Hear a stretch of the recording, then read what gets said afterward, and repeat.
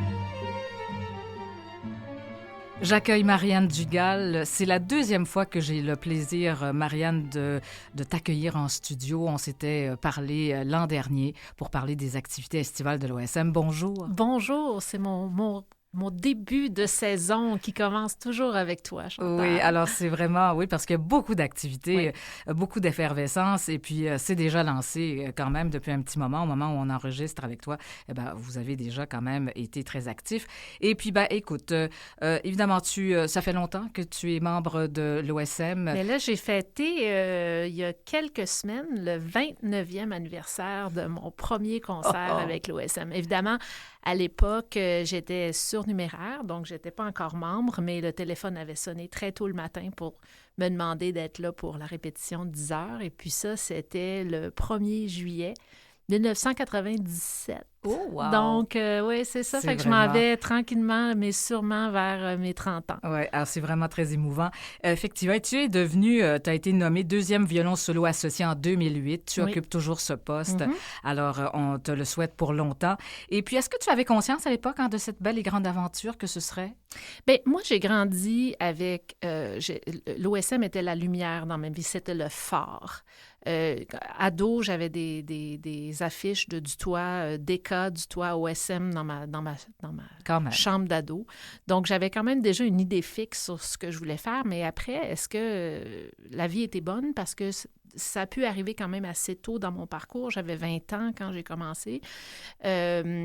moi, évidemment, mon plan était clair, donc je me dirigeais vers l'OSM, je faisais les auditions dans l'optique de éventuellement gagner un poste à l'OSM.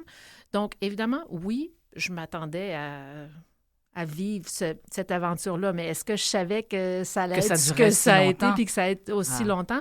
Puis aussi, ce qui m'émeut beaucoup, c'est que, bon, là, je dis, ça fait 29 ans, ça fait 30 ans, ça fait ci, ça fait ça, j'ai tel poste. J'aime ça comme au premier jour. Ah oui. J'aime ça autant quand je regarde la programmation, je dis « Ah, ça va être le fun. Ah, ce ou cette soliste-là, j'ai hâte de jouer avec lui ou elle. J'ai hâte de faire les tournées. On va enregistrer ci, on va faire ça. » Parce qu'il n'y a aucune routine. Non, zéro routine. Il n'y a pas une journée qui était pareille à la précédente dans les 30 dernières années. Donc ça, c'est vraiment un beau cadeau de la vie. Après, c'est sûr que je trouve ça difficile. C'est tellement exigeant. Puis moi, au bout de 29 ans, là, ça fait quand même assez longtemps. Et puis, à chaque semaine, je joue quelque chose pour la première fois. Donc, quelque chose. Alors, ça veut dire beaucoup de rigueur, de discipline. Oui, c'est incroyable. Discipline, puis aussi d'apprendre de continuer à apprendre du répertoire. Puis je regarde mes jeunes collègues, là, évidemment, je suis rendue la vieille madame de la section. Et pourtant si jeune. Ouais. Mais les jeunes qui rentrent, je me dis, bon, oui, là, vous apprenez tout, là. Ils apprennent toutes les symphonies de Beethoven, toutes les symphonies de Mahler, tous les poèmes symphoniques de Strauss. Mais moi, je le sais qu'ils pensent que dans quelques années, ils vont avoir fait le tour. Mais moi, je le sais qu'en... On est quoi, là, en 2056, ils vont être encore en train d'apprendre du nouveau répertoire. Puis c'est difficile, mais c'est beau en même temps. C'est un métier de grands défis. Oui, c'est ça. Puis c'est un métier qui se renouvelle tous les jours. Tout à fait, parce qu'il y a des passages aussi. Il y a eu l'époque du toit, après ça, Nagano, Paillaré, maintenant. Alors, c'est sûr qu'eux-mêmes amènent aussi des changements, du répertoire nouveau. Une couleur différente. Oui, absolument. Puis, on le voit, en fait, parce que quand même, Paillaré, c'est Raphaël. On dit Paillaré. Raphaël, non, il veut pas, maestro. Il veut rien savoir. C'est les seules fois où est-ce qu'on le voit un petit peu agacé, c'est quand ça sort encore avec maestro, mais agacé, minimalement. Alors, on ne dira plus ça. Donc, on dit... Mais Raphaël, c'est ça, on a tout un nouveau pan maintenant de répertoire symphonique un peu plus latin. C'est vrai. Des rythmes, puis on le voit là, qu'il l'a vraiment implanté au plus profond de lui, là, le rythme salsa, latino. il comprend, oui, c'est ça, c'est vraiment... on voit qu'il a grandi avec ça. Puis nous, ben c'est sûr que ça change un petit peu, par exemple, ce qu'on fait, le répertoire qu'on fait dans les parcs. Oui. C'était différent avec Dutoit. Moi, j'ai été engagée sous le règne de Charles Dutoit. J'ai connu les 16 années de Nagano, qui a apporté ce qu'il a apporté. Tout à fait. Toutes de très bonnes choses, mais il y avait une couleur particulière, il y avait un répertoire plus niché, plus proche de ce qui lui tenait à cœur, lui. Mais là, avec Raphaël, là, on y va un petit peu plus dans la danse, puis dans la fougue, puis dans le latin, puis il va en avoir d'ailleurs beaucoup dans les concerts parcs, là, c'est des concerts très déjantés. Alors, ça veut dire que le public aussi découvre autre chose. Ben oui. Alors, ça veut dire que tu as fait tellement d'enregistrements aussi, alors tu as fait des tournées. D'ailleurs, vous repartez en tournée à la fin du mois d'août. Alors ça, c'est extraordinaire. Ce sont de grands moments à vivre entre vous, les musiciens, mais aussi pour vous faire connaître. Mais finalement, le rayonnement de l'OSM est toujours très grand. Mais oui, c'est la 60e tournée de l'OSM. Je pense que la première était en 1962 avec Zubin Mehta. Oui, exactement. Puis c'est déjà, je pense, je regardais dans mes papiers, c'est la 5 ou 6e déjà de Raphaël. Donc, oui, tu as raison. Oui, et ce qui est le fun avec les tournées, en fait, c'est que nous, on est le même orchestre. On est le même orchestre quand on joue à Montréal, puis quand on joue à Vienne, et puis quand on joue à Hambourg, ou quand on joue partout à Tokyo ou à Sao Paulo. L'OSM, c'est l'OSM. Maintenant, ce qui change, c'est qu'on a le regard d'un autre public. On a un petit peu la curiosité d'un public qui nous a jamais vus ou très peu vus, ou en tout cas qui nous découvre. Parce qu'ici, à Montréal, on a un super public, là, c'est rien contre l'accueil qu'on a à Montréal, mais les gens sont habitués à nous et nous connaissent. Ils nous voient arriver, ils nous voient 5, 6, 10 fois par saison, ils viennent au concert. Il n'y a pas d'élément de surprise. Ils sont toujours contents, ils sont toujours charmés, ils ont des beaux concerts. Ils sont au rendez-vous. Exactement, mais il n'y a pas cette espèce de curiosité. Quel est cet OSM? Quel est cet orchestre? D'autant plus que maintenant, on a un nouveau directeur artistique qui est flamboyant. Tout à fait, parce que Nagano était très connu en Europe, bien entendu, Paillare aussi, mais quand même, on le redécouvre à travers aussi l'OSM. Oui, c'est ça. Donc là, c'est ces gens-là qui voient l'OSM pour la première fois avec Raphaël. Et il faut le dire aussi, l'OSM rajeunit beaucoup parce que les gens qui ont fait partie de la grande aventure de Charles Dutoit, donc qui ont eu les années là, de foisonnement extraordinaire dans les années 80 avec tous les enregistrements. Et beaucoup d'enregistrements, oui, c'est ça, énorme. 80, je pense. Tous les chefs qui viennent nous diriger nous disent « J'ai grandi en écoutant les enregistrements. » Donc, ces gens-là qui ont vécu ces grandes années-là, mais ils sont rentrés au début, au milieu, à la fin des années 80. L'heure est venue pour eux de prendre la retraite. Donc, il y a eu beaucoup de roulements. Moi, quand je suis rentrée, c'était quand même très stable. C'était la même gang de monde qui était là depuis longtemps quand je me suis jointe à l'orchestre en 97, puis qui ont été là pendant assez longtemps après. Mais là, ces gens-là, évidemment, il faut bien qu'ils se reposent. Oui, donc, ils partent. Et là, c'est bien triste de les voir partir, mais c'est ça, mais il y a un renouveau. Mais c'est triste, mais c'est normal. C'est un cycle. Et puis là, l'orchestre, tout ça pour dire que l'orchestre est jeune. Ah, c'est merveilleux. C'est fou. On là, sent la fougue. Regarde, là, ils ont 25, 22. Moi, dans ma section, là, ils sont tous plus jeunes et plus fougueux les uns que les autres. Puis là, ils ont Raphaël, qui est aussi... qui a cette énergie qui est jeune aussi. Exactement. Moi, moi, je dis toujours, c'est mon premier directeur artistique plus jeune que moi. C'est vrai. Ouais. Ça Donc, change. c'est ça. Donc, cet orchestre-là, c'est les gens partout à travers le monde le découvrent. Ouais. Donc, ce qui est le fun d'être en tournée, c'est d'avoir ce regard-là nouveau de ces gens, cette curiosité-là. Ils sont surpris, on espère, agréablement surpris, mais c'est vraiment... les tournées, pour ça, là, c'est spécial, puis on a une proximité, évidemment, puis les concerts sont rapprochés les uns des autres, puis on voyage, puis c'est... Donc, plusieurs pays que vous allez...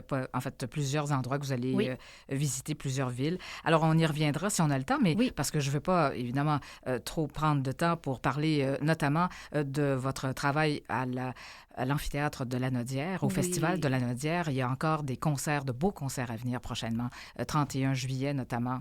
Oui, il y a des concerts. En fait, ce qui est chouette, c'est qu'on a quand même des solistes vraiment de... Bon, oui, il y a l'orchestre, mais il y a des solistes qu'on aime beaucoup au départ. Bruce Liu, qui est le grand pianiste, là, qui a gagné le concours Chopin, qui est à nous, qui vient jouer avec... grand gagnant, oui, exactement. Oui. Ensuite, on reste dans la famille parce qu'on a Alissa Wallerstein, qui est l'épouse, entre autres, je dirais, elle est violoncelliste, mais elle est notamment l'épouse. Elle est très connue, mais entre autres, elle est l'épouse de Raphaël. Donc, puis elle va jouer une œuvre qu'on va faire en tournée. Donc, si les gens, c'est pas tout le monde qui peut nous suivre à Hambourg et à Varsovie, mais là, ils vont avoir un petit avant-goût. C'est comme on leur donne un morceau de la tournée avant de partir. Faire. Donc, le 31 juillet, à 20h, à l'amphithéâtre, eh bien, l'amphithéâtre Fernand Lindsay au Festival de Lanaudière, ce sera aussi, il y aura du Berlioz, notamment du Richard Strauss. Marie-Nicole, le mieux il sera. Oui, en parlant de quelqu'un qui fait partie de la famille. Tout à fait. Moi, j'ai grandi avec elle au Conservatoire de Chicoutimi, donc... Alors oui, c'est ça. En fait, il y a beaucoup de connivence à ce niveau-là. 1er août, donc, c'est ce fameux concert là, avec le pianiste Bruce Liu, et donc, qui est toujours très sollicité. Et puis, il y aura, entre-temps, les concerts dans les parcs. Oui. Ça, c'est le fun parce que cet été, en fait... cette année, on ne fait pas de virée classique parce qu'on a la tournée. Parce qu'il y a la tournée qui prend... C'est ça que j'ai là, c'est ça. Donc, constaté. ça chamboulait un petit peu les horaires de concert. Puis, il a fallu faire contre mauvaise fortune, bon cœur. Et on a réorganisé l'horaire d'été. Notre très belle administration a réorganisé notre horaire d'été alentour de cette tournée-là qui prend beaucoup de place parce que quand on part en tournée, évidemment, faut jouer les œuvres qu'on va jouer là-bas. Il faut les jouer ici pour les roder. Bien sûr. Mais ça nous permet de faire plus de concerts parcs. On va être beaucoup plus présents. On continue à faire des concerts dans les parcs, un petit peu plus en périphérie, à Rosemère, à Brossard, oui. à Ville-Saint-Laurent. En collaboration avec l'Externat Sacré-Cœur qui fête un anniversaire, je pense, 50e anniversaire, quelque chose comme ça. Et donc, ce sera sur le site même de l'Externat Sacré-Cœur à Rosemère. Il y aura aussi d'autres concerts. Il y a même un concert. Moi, je suis tellement excitée parce qu'on a un concert pour la première fois, ou en tout cas, ça fait très longtemps qu'on n'a pas été au Théâtre de la Verdure. Certainement pour la première fois depuis qu'ils l'ont rénové. Là. Moi, j'ai marché beaucoup dans le parc La Fontaine et j'ai vu toutes les étapes de la rénovation. Je me disais, ça va être le fun quand ça va être fini de construire. Puis là, c'est fini. Ça y est. Puis notre tour arrive enfin. Puis, c'est très, très particulier parce que le concert qu'on va faire au Théâtre de la Verdure, c'est un concert jeunesse. Puis, on en fait beaucoup des concerts jeunesse. Les autobus scolaires viennent tout au cours de l'année. Mais là, on le fait pour tout le monde. C'est gratuit. C'est un concert jeunesse. C'est une œuvre magnifique. C'est le Carnaval des insectes de Maxime Goulet. Alors, évidemment, on va découvrir toutes sortes d'instruments parce que les insectes, en fait, sont personnalisés par des instruments précis. Chacun des insectes est défini par un instrument qui fait un solo. Donc, tel insecte, le patineur, c'est le violon. La libellule, c'est la flûte. Voilà. Donc, et c'est très beau. D'ailleurs, on avait gagné un prix Opus pour ce concert-là. C'est vraiment une œuvre magnifique. Puis là, on l'a fait. Puis moi, j'aime beaucoup aller en périphérie, là, dans les villes dont on a parlé. Là. Mais là, c'est en plein cœur de Montréal. Tout à fait. Tout près de nos studios, d'ailleurs. Oui, exactement. Donc, les gens peuvent venir en métro, ils peuvent venir à pied, ils peuvent venir en vélo. Puis c'est vraiment, ça vaut la peine de venir voir ce concert-là. Tout à fait. Et en fait, Maxime Goulet, qui s'est un peu inspiré du Carnaval des animaux de Camille Saint-Saëns, en quelque sorte. Alors, ça, c'est le 8 août à 19h au Théâtre de Verdure au Parc La Fontaine. Alors, concert gratuit. Donc, un concert familial, ça va de soi. Le 6, on rappelle, concert dans les parcs à Ville-Saint-Laurent, au parc Marcel Lorrain. Et l'animateur, c'est André Robitaille, comme toujours. Là. Ça fait quand même quelque temps qu'il anime. Un autre membre de notre belle grande famille. En quelque sorte, oui. Et le 7 août, ce sera à Rosemère, là, en collaboration avec l'Externat Sacré-Cœur là, pour leur 50e anniversaire. Donc, voilà, il y a plein de... Mais là, il faut parler du stade. Oui, c'est ça, parce que tout ça, c'est pas fini. Parce qu'il n'y a pas la virée classique, mais quand même, la virée classique s'ouvrait toujours avec ce grand concert gratuit sur l'esplanade du Parc olympique. Mais là, il fallait le garder parce qu'en plus, c'est le 50e anniversaire des Jeux olympiques. Du Parc olympique, des Jeux olympiques. Moi, je le sais parce que je suis un bébé 1976. D'accord. Donc, on va dire que ils font ça pour mon 50e anniversaire. C'est juste pour toi. Donc, c'est ça. Puis ça, bien évidemment, ça donne l'opportunité d'élargir, en fait, le répertoire qu'on peut faire. Puis là, il va y avoir du AC/DC, du Pink Floyd, mais il va aussi avoir de la musique classique. Donc, c'est comme, c'est une saison où est-ce qu'on a... On part de Pink Floyd et AC/DC, puis on va jusqu'à notre programme de tournée avec La vie d'un héros de Richard Strauss. Donc, il y a de tout cet été pour ceux qui aiment l'OSM. Oui, et puis je pense qu'il y a aussi notre grande diva. En fait, Diane Dufresne. Oui. Elle sera là. Oui, elle sort beaucoup plus là avec... Exactement, on l'a vu à la Saint-Jean. Exactement, à la fête nationale. Donc, c'est merveilleux. Alors, vous pourrez en profiter. On pourra tous en profiter avec vous à l'esplanade du Parc olympique.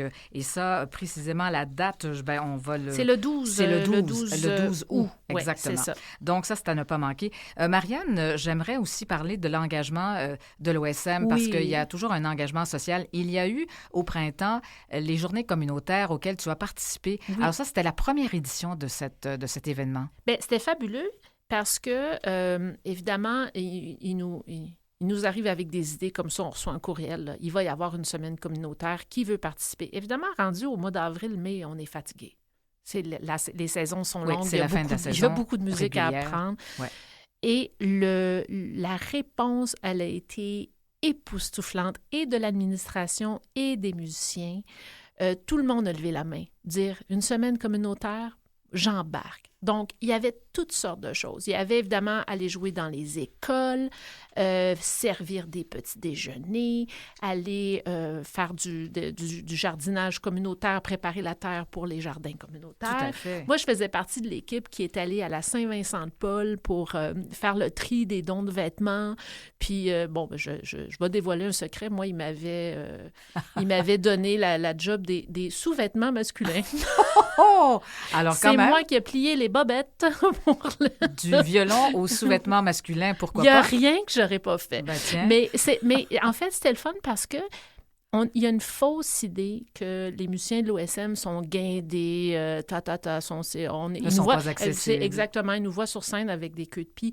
Mais oui, il y a cet aspect-là qui est réel, qui fait vraiment partie de notre quotidien. Puis on est des gens qui sommes très sérieux, très disciplinés. Mais il y a un décorum, ça va de soi. Exactement. Sauf que mais dans la vraie vie. Dans la vraie vie, on doit l'apprendre des fois aux gens, mais on est des vrais citoyens, humains, des vrais gens qui citoyens, sont engagés, puis on veut exactement. aider. Puis l'atmosphère était fabuleuse quand on a fait ça. Puis en fait, tout le monde a dit on a hâte à la prochaine semaine communautaire. Alors, vous avez joué aussi dans des établissements de santé. Alors, effectivement, les petits déjeuners, c'était en collaboration avec le Club des petits déjeuners. Donc, vous êtes très, très impliqués. Et il y a le programme aussi El Sistema OSM. Ça, c'est ce gros projet qui tient à cœur de Raphaël Paillari parce que lui-même a bénéficié de ce programme-là dans son pays, au Venezuela. Oui, puis ça a commencé, en fait, avec la musique aux enfants, qui était, je pense, des ateliers après l'école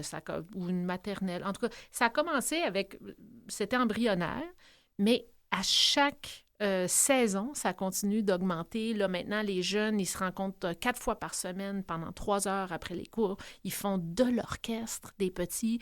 Puis c'est dans des quartiers plus défavorisés. On va vraiment vers les gens, on leur donne une chance. Puis ces jeunes-là, nous, on les voit quand même assez souvent, ils nous visitent.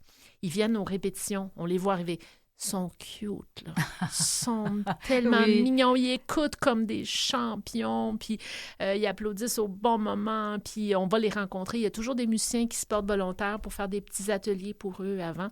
Puis, évidemment, là, je pense que ça a pris son air d'aller. Oui, ça fait quand même au moins 1 an et plus, là, que c'est ça. Puis, la prochaine étape, on se dit, lequel d'entre eux va devenir un des nôtres. Un des vôtres. Alors, c'est merveilleux. Donc, beaucoup de choses dont on reparlera.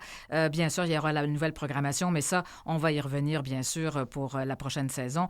Marianne, ça a été un plaisir. Tu viens d'une famille de musiciens. Alors, fort heureusement, ça a été communiqué très jeune parce que tu as commencé le violon très jeune. Alors, on te souhaite, évidemment, le meilleur pour la suite et puis avec tous tes confrères et consoeurs de l'OSM. Alors, merci bien. C'est une fierté, quand même, d'appartenir à l'OSM. Absolument. Moi, c'est le grand bonheur de ma vie.